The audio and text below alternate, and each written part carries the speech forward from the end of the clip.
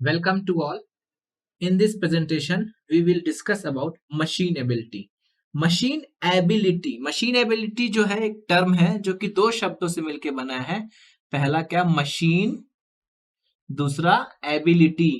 मतलब ये क्या होती है, अलग अलग मटेरियल की एक मशीन एबिलिटी एक प्रॉपर्टी होती है। मतलब इसका मतलब क्या है, कौन से मटेरियल को हम लोग कितनी आसानी से मशीनिंग कर सके। मशीनिंग मीन्स टूल्स के द्वारा रिलेटिव मोशन करा के उसका मटेरियल रिमूव कर सके, उसको बोलते हैं मशीनिंग। तो किस मटेरियल को कितनी आसानी से हम लोग मशीनिंग कर पा रहे हैं, ये होती है उसकी मशीनेबिलिटी।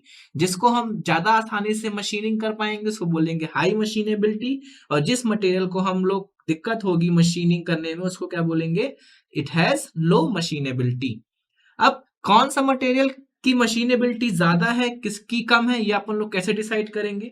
अगर किसी मटेरियल की मशीनिंग करने में अपने को ज्यादा पावर की रिक्वायरमेंट हो रही है, ज्यादा फोर्स की रिक्वायरमेंट हो रही है, मतलब उसकी मशीनेबिलिटी क्या है, कम है। अगर किसी मशीनिंग मटेरियल की मशीनिंग करने में टूल लाइफ अपनी क्या हो रही है, कम आ रही है, मतलब उसकी मशीनेबिलिटी क्या है, कम है। पावर रिक्वायरमेंट ज्यादा है तो मशीनिंग एबिलिटी क्या है, कम है। सरफेस फिनिश अच्छा नहीं आ रहा है तो उसकी मशीनेबिलिटी कम है। ऑन द अदर साइड, अगर किसी मटेरियल को मशीनिंग करने के लिए कम फोर्स की जरूरत है, कम पावर की जरूरत है, उसकी मशीनेबिलिटी अच्छी है। उसकी मशीनिंग करने के बाद अगर टूल लाइफ अपने को अच्छा मिल रहा है तो मतलब उसकी मशीनेबिलिटी अच्छी है। सरफेस फिनिश अच्छा मिल रहा है मतलब मशीनिंग एबिलिटी अच्छी है। और उसको अगर कम खर्चे में आप लोग मशीनिंग कर पा रहे हैं तो उसका मतलब मशीनेबिलिटी अच्छी है। मतलब मशीनेबिलिटी कैसे डिसाइड होगी, अगर टूल की लाइफ तुम्हारी अच्छी आ रही है, सरफेस फिनिश अच्छा आ रहा है, फोर्स कम लग रहा है, पावर कम लग रहा है, कॉस्ट कम लग रही है किसी मटेरियल को मशीनिंग करने में, तो उसकी मशीनेबिलिटी हम कहेंगे अच्छी है। जैसे कि एग्जाम्पल के तौर पे लें तो लो एलॉयड कार्बन स्टील जो रहता है वो अच्छा आसान होता है कट करने के लिए, जिस कहा जाए तो जो हाई एलॉयड कार्बन स्टील रहता है उसके कंपैरिजन में। अब जो मशीनेबिलिटी है वो कई प्रॉपर्टीज पे, कई फैक्टर्स पे डिपेंड करती है। मटेरियल की कई प्रॉपर्टीज पे डिपेंड करती है मशीनेबिलिटी किसी भी मटेरियल की। जैसे कि physical property of work material, अगर किसी मटेरियल की टेंसाइल स्ट्रेंथ, हार्डनेस ज्यादा है तो उसको मशीन करना क्या होगा, डिफिकल्ट होगा। तो और किसी की ये सब स्ट्रेंथ हार्डनेस कम है तो उसकी मशीन को उसको मशीन करना इजी होगा। तो ये फिजिकल प्रॉपर्टीज हो गई जो कि मशीनेबिलिटी को इफेक्ट कर रही हैं।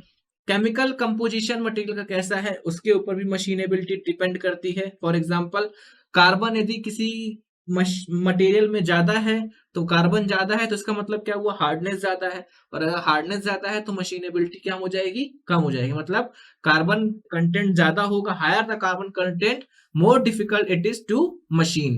कार्बन कंटेंट से मशीनेबिलिटी क्या होती है, अफेक्ट होती है।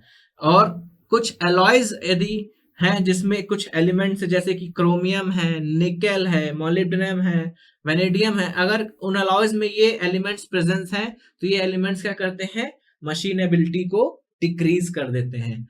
और ऑन द अदर साइड कुछ एलिमेंट्स ऐसे हैं जैसे कि लीड, सल्फर, ये क्या करते हैं, इनको अगर आप लोग मटेरियल में ऐड करेंगे इन दोनों को तो वो क्या करेंगे, मशीनेबिलिटी को इंक्रीज कर देंगे। जैसे स्टील्स की बात करें तो स्टील्स की जनरली मशीनेबिलिटी कम होती है, लेकिन इस दोनों एलिमेंट्स को ऐड करने के बाद स्टील में उसकी मशीनेबिलिटी अच्छी हो जाती है। उसको बोलते हैं सल्फराइज्ड स्टील, जिसकी मशीनेबिलिटी अच्छी हो जाती है। और ऑन द अदर साइड अगर एलिमेंट्स हैं क्रोमियम, निकल, मोलिब्डेनम, वेनेडियम, इन मटेरियल्स को ऐड करेंगे तो मशीनेबिलिटी घट जाएगी। Micro structure of work material और किस पे डिपेंड करती है मशीनेबिलिटी, वर्क मटेरियल के माइक्रो स्ट्रक्चर पे भी डिपेंड करती है कि उसमें अरेंजमेंट ऑफ एटम्स कैसा है, हीट ट्रीटमेंट कितना हुआ है, क्रिस्टल स्ट्रक्चर कैसा है, इन सब चीजों पे भी मशीनेबिलिटी डिपेंड करती है। फिर किस पे डिपेंड करती है मशीनेबिलिटी, नेक्स्ट कटिंग कंडीशंस अपन लोग क्या ले रहे हैं, टूल ज्योमेट्री क्या है, कटिंग फ्लूइड लिया है कि नहीं लिया, स्पीड प्रॉपर है कि नहीं है, फीड, डेप्थ ऑफ कट, इन सब चीजों पे भी क्या करती है मशीनेबिलिटी डिपेंड करती है। फिर नेक्स्ट किस पे डिपेंड करती है rigidity of tool and work holding device. अगर वर्क को अच्छे से, अब जनरली क्या होता है, वर्क फिक्स है, टूल मूव कर रहा है तो वर्क को यदि अच्छे से फिक्स नहीं किया, वो हिलेगा, फिर मशीनिंग के दौरान हिलेगा तो वाइब्रेशन होगा, और इन सब चीजों के कारण क्या होगा, मशीन करने पे दिक्कत आएगी। अगर रिजिडिटी अच्छी नहीं है तो इसके ऊपर भी मशीनेबिलिटी डिपेंड करती है। अब मशीनेबिलिटी मेजर करने के लिए एक टर्म है अपने पास, क्या, machinability, which is a factor that attempts to quantify the machinability of a various materials। अब मशीनेबिलिटी ये ऐसा कोई वस्तु तो है नहीं जिसको अपन लोग क्वांटिफाई कर सकें, 1 किलो 2 किलो कितनी है, कैसे बताएंगे कि स्टील की मशीनेबिलिटी कैसी कितनी है, किस यूनिट में बताएंगे, क्वांटिफाई कैसे करेंगे। तो क्वांटिफाई करने के लिए एक मशीन एबिलिटी को क्वांटिफाई करने के लिए एक मशीन एबिलिटी इंडेक्स आया, जिसमें हम क्या करते हैं, किसी स्टैंडर्ड मटेरियल की मशीनेबिलिटी नाप लेते हैं, और जिस पर्टिकुलर मटेरियल की मशीनेबिलिटी अपने को चाहिए उसको उस स्टैंडर्ड मटेरियल से नाप लेते हैं, मेजर कंपेयर करते हैं, और देखते हैं कि जो स्टैंडर्ड मटेरियल की मशीनेबिलिटी है और जो अपने को चाहिए उसकी मशीनेबिलिटी है, दोनों में कितना डिफरेंस है। मींस किसी स्टैंडर्ड के मटेरियल के मशीनेबिलिटी के टर्म्स में अपन लोग उसको मेजर करते हैं। तो मशीनेबिलिटी इंडेक्स क्या हो गया, cutting speed of material investigated and cutting speed of material standard material.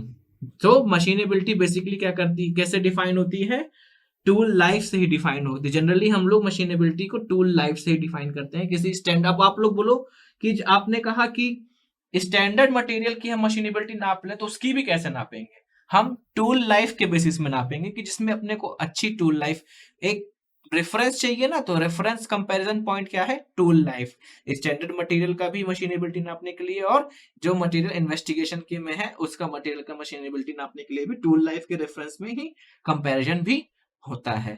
So this is all about machinability. Thanks for paying your attention.